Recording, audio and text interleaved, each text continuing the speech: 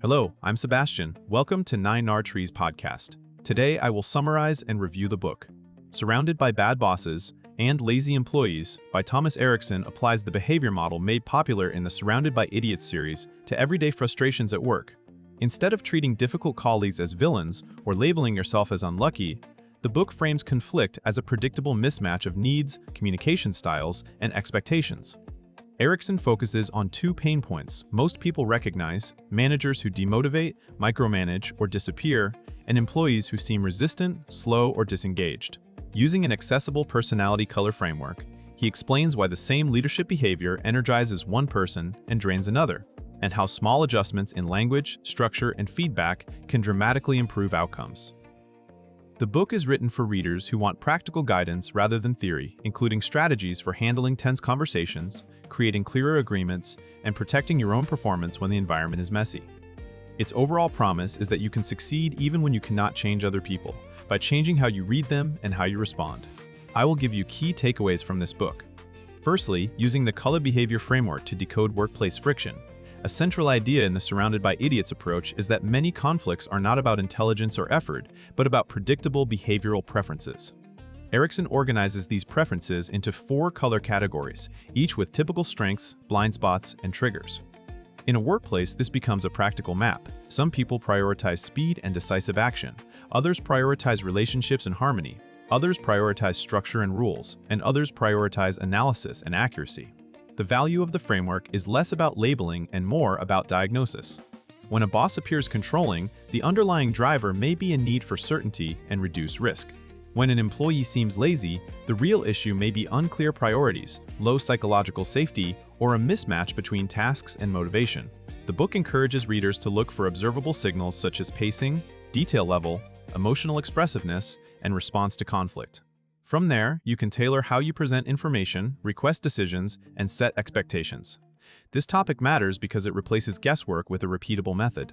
Even if you disagree with any personality model, the practical takeaway remains: adapt your communication to the person in front of you, not to your preferred style.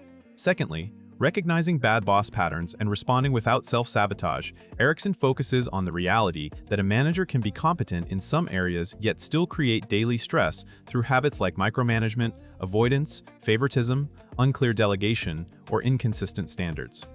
The book's perspective is pragmatic. You may not be able to replace your boss, but you can reduce damage by understanding what your boss values and fears. A control-oriented manager may calm down when you provide proactive updates and clear risk mitigation. A charismatic but disorganized boss may respond better to short summaries and explicit next steps.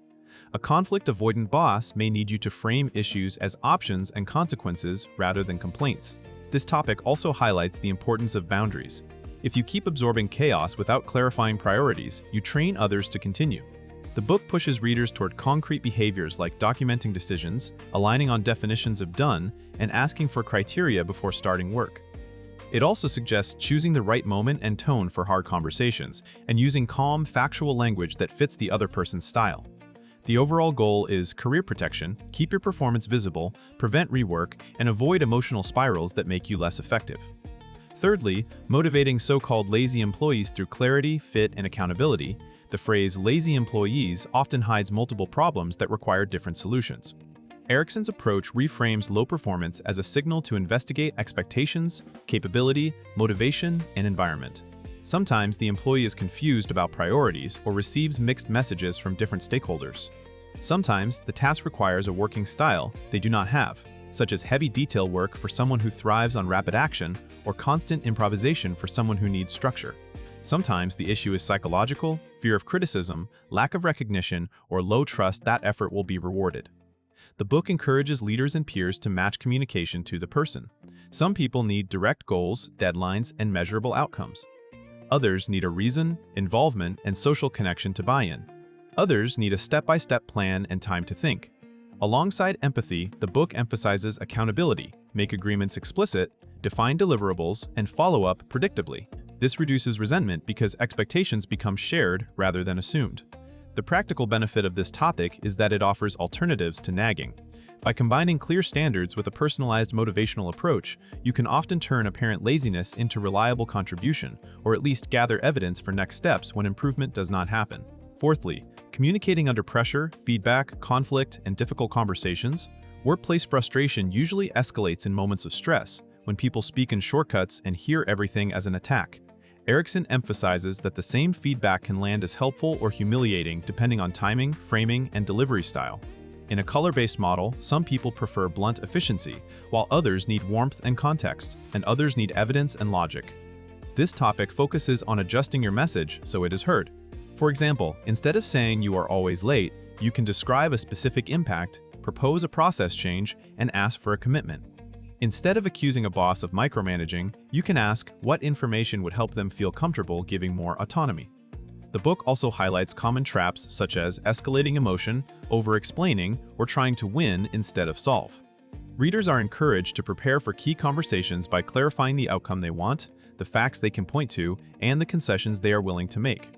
Another element is de-escalation, using calmer pacing, acknowledging the other person's priorities, and keeping language concrete. The payoff is fewer recurring conflicts, less burnout, and a stronger professional reputation for being effective under pressure. Lastly, building a personal success strategy in imperfect organizations. A practical theme of the book is that career success does not require perfect conditions.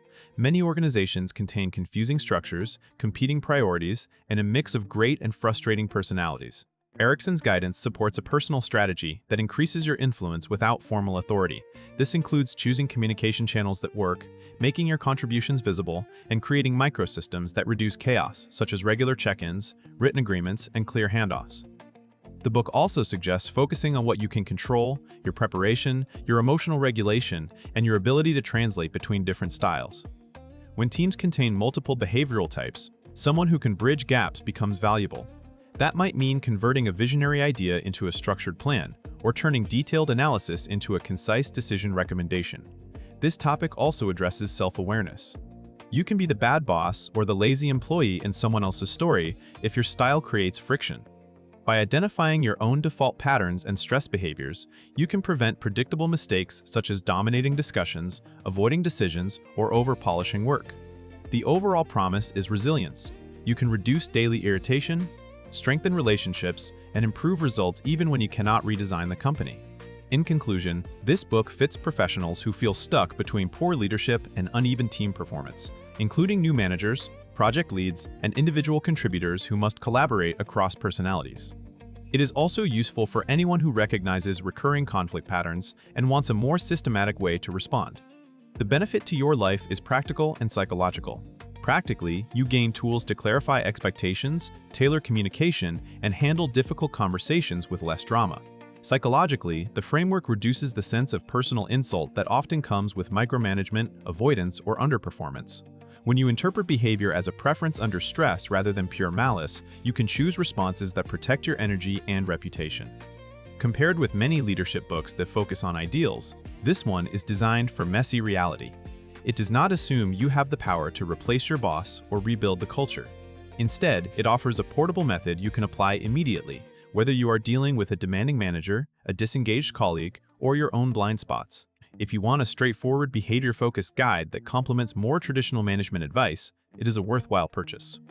If you would like to support Thomas Erikson, you can buy the book through the Amazon link I've provided in the podcast description. After reading the book, please let me know what you think and share your thoughts. See you around.